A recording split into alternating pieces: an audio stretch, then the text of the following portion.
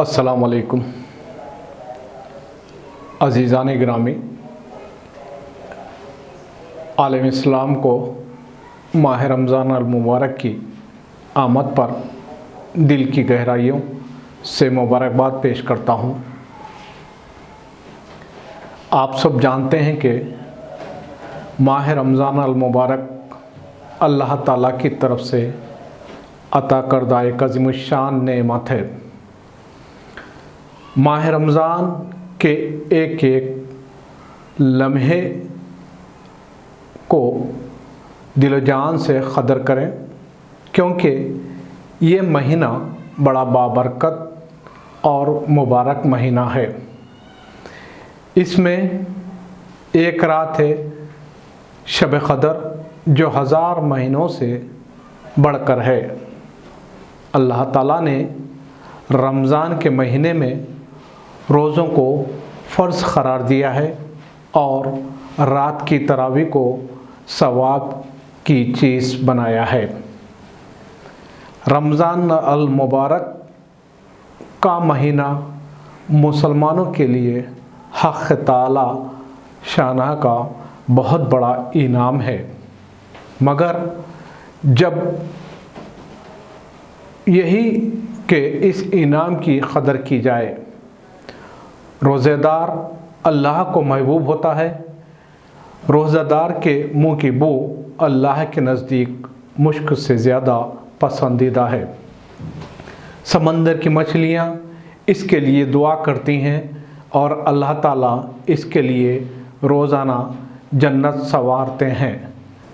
माह रमज़ान सब्र और गमखारी है। मोमिन का रिज़्क़ इस महीने में बढ़ा दिया जाता है।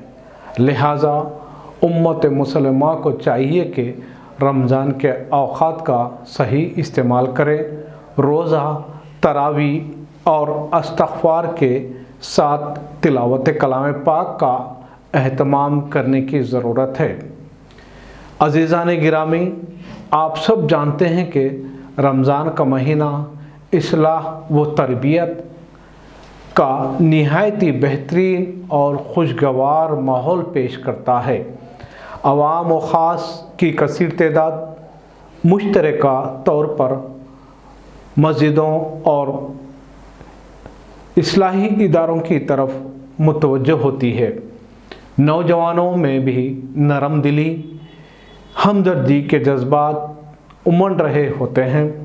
ख़वातीन और तालिबात की अक्सरियत सोमसलात, सदक़ा व खैरात और क़यामुल लैल की बरकत से दीनदारी की तरफ मायल व मुतवज्जो नज़र आती हैं।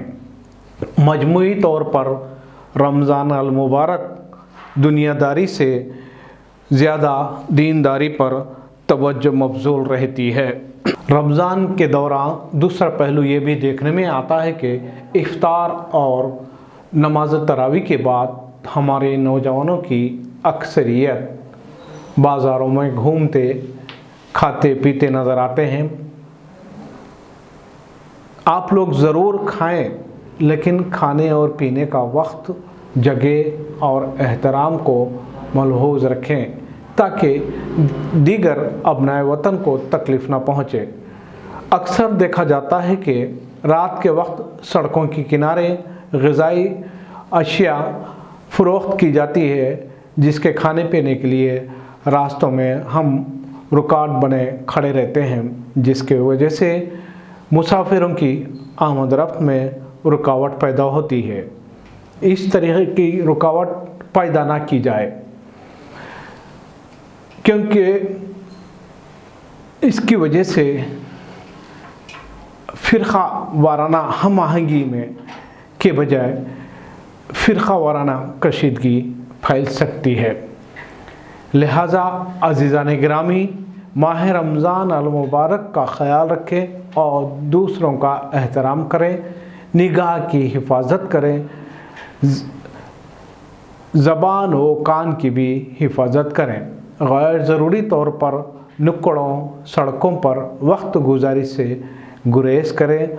नमाज इशा और तरावी के बाद घरों ہوٹلوں اور بازاروں میں گپ شپ میں مصروف رہنے کے بجائے قرآن مجید کی تلاوت اور اذکار میں اپنا وقت گزاریں۔